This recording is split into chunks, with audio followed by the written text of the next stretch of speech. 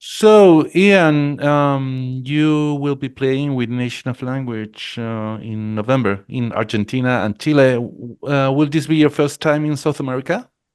It will. Yeah, Okay. I'm really excited. Really excited. hmm Where have you gone with Nation of Language? The US, Europe, anywhere else? Um, just like US, Europe, Canada, and Mexico, Okay. really. We got to play in Istanbul on this last tour, and so that's sort of like, but I guess we were always on the European side Yeah. of Istanbul, so like Istanbul, Istanbul is almost still Europe. ready. Yeah. Okay, so what do you do on stage nowadays in terms of the set list and the technical stuff, instruments, equipment? What can you tell me about that? I mean, set list we change pretty much every night. And because we always like experimenting with seeing like, oh, like this song feels really good into that song, but maybe tomorrow we'll try it into this other one and see how that hmm feels. So that's like a very fun kind of pre-show ritual we have is figuring out just like what we're gonna play that night. Um, hmm and as far as, the setup we have, like in Aiden's synth world, we have just like hmm all of these different things that over the last couple of years, I've sort of been learning a little bit more about, like how synthesizers can talk to each other and hmm ways that the show can just be more and more kind of live and unpredictable. Um, because, like when I go to see a band, I really enjoy when it doesn't feel like it's the exact same thing every night, when there is a bit of unpredictability and even when things go wrong. That used to be something I was very afraid of as a performer, but now I sort of embrace it because um, it shows that each night can be unique. I liked what you said, the synthesizers talking to each other. It's like they Mm. have a life of their own. Yeah, yeah. I mean, Yeah. sometimes it really does feel like that. Mhm. Are they all analog or do you use digital equipment? It's analog and digital, Okay. both. So you like to mix. Yeah, yeah. hmm I mean, really, it's like it would be, just recently we were able to play a few festivals with LCD Sound System. hmm They have so much gear and it's all Yeah. these analog synths hmm everywhere. Um, and it would be really cool to be able to have like that much gear, but just like the way we tour, we kind of we're very like lean and mean. Like hmm we bring things that we can fit into containers so that we can kind of fly into any small town and kind of play any show, no matter what the size is, ideally. And so with that, I think it does help to have some digital things going on, because it can just save a lot of space. Yeah, that's true. As the Nation of Language story goes, the project was born out of your interest in synth pop, the electro sound of the late 70s, 80s. Mhm. After listening to OMD's Electricity in your dad's car, is that Mhm. accurate? Yeah, yeah. Uh-huh. It was hmm a song that I had heard a lot when I was a little kid, and then, went several years without hearing it. And at the time that I kind of rediscovered it, I was really only interested in listening to like guitar-based punk music. Okay. And this was, Well, you had a rock band previous to yes, the Nation yeah. of Language. Yeah. Um, and this was kind of one of the first songs that really kind of punctured that wall that I had built. Okay. Um, because, in that song specifically, you could kind of hear each musician doing their thing, and it wasn't clean and perfect the way that I had come to imagine a lot of synth music was. Mhm. And, in terms of the topic in that song, they're talking about renewable energy and such. And so I was like, oh, like there is a way to kind of approach synthesizer music in a way that is kind of like scrappy and rough, and it doesn't have to be this perfect kind of pop music thing that I had previously imagined. Mhm. The cold plant thing, Yeah, very rigid and stuff. right.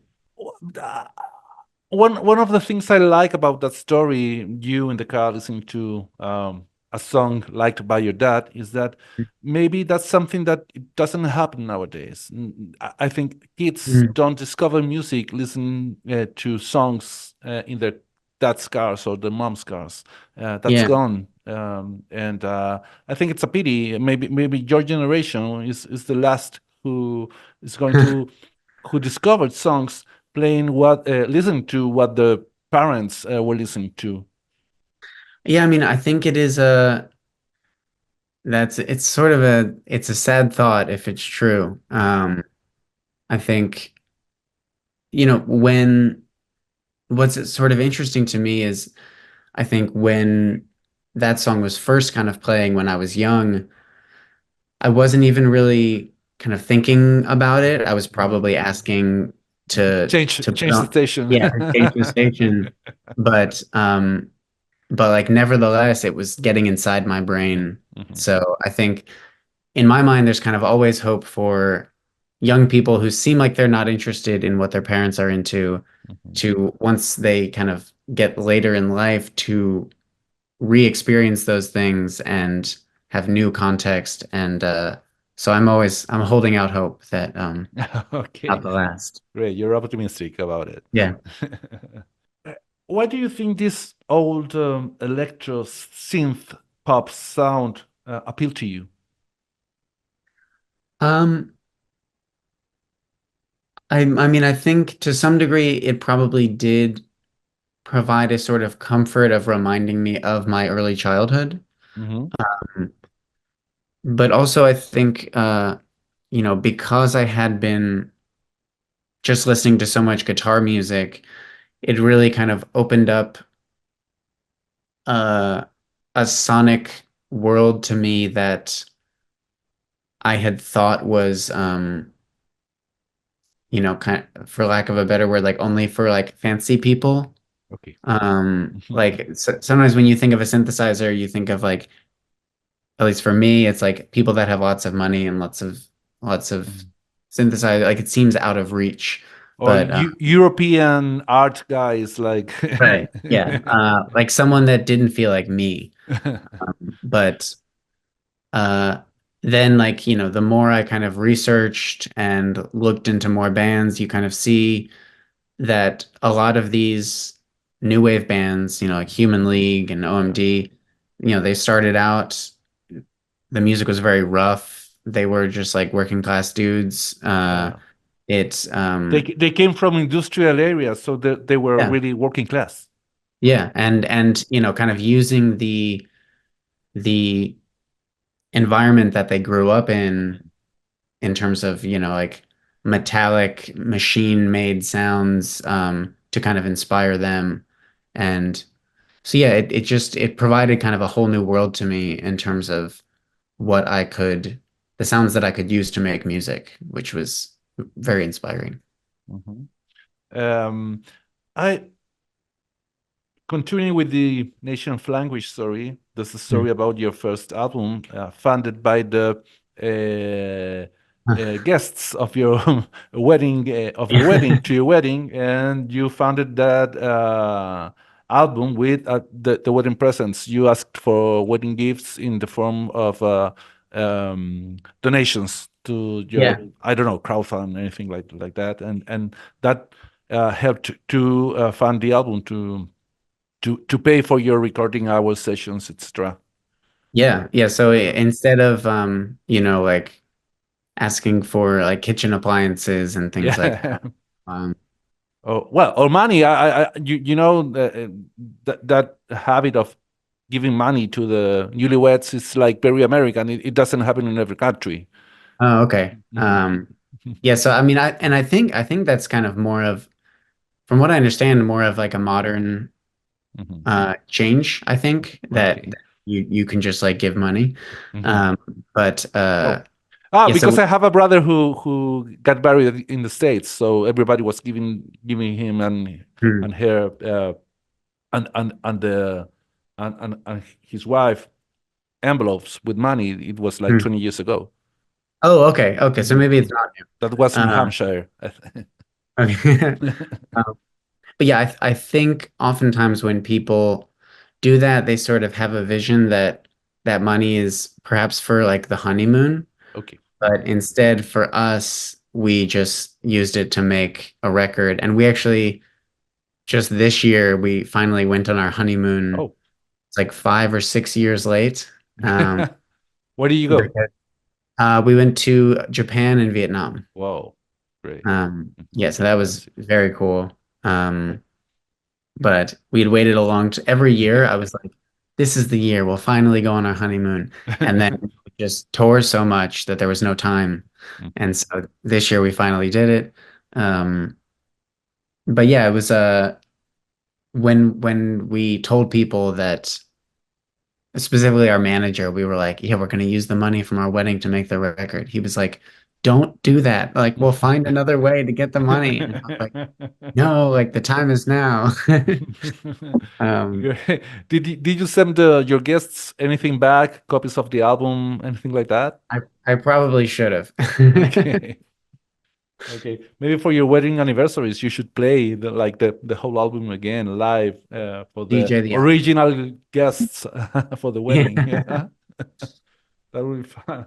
Um, um, I want to talk a little bit about Strange Disciple. Mhm. And did you conceive the album as a song cycle? Is there a narrative arc that the songs build throughout the album?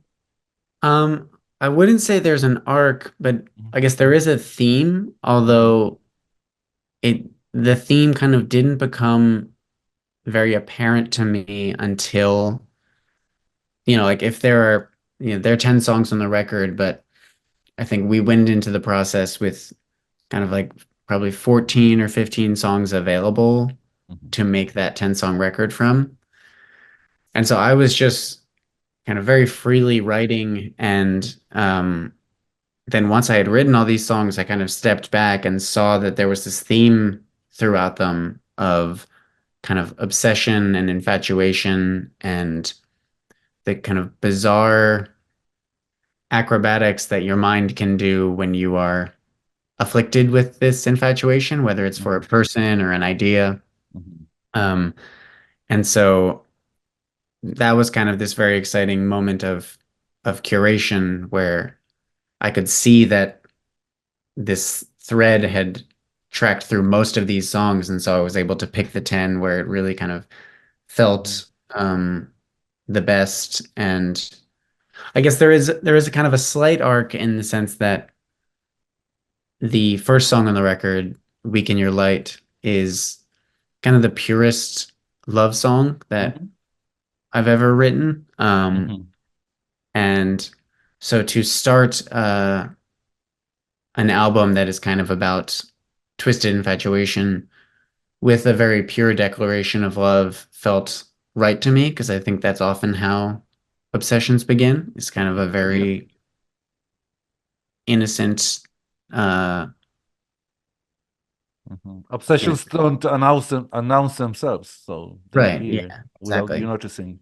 Mhm, Um, and and then the last song on the record is called I Will Never Learn and mhm. kind of indicates that this whole thing is about to start Yeah. all over Mhm. again. That the disciple is going to submit to the learning process again and again. Exactly. Mhm, mhm.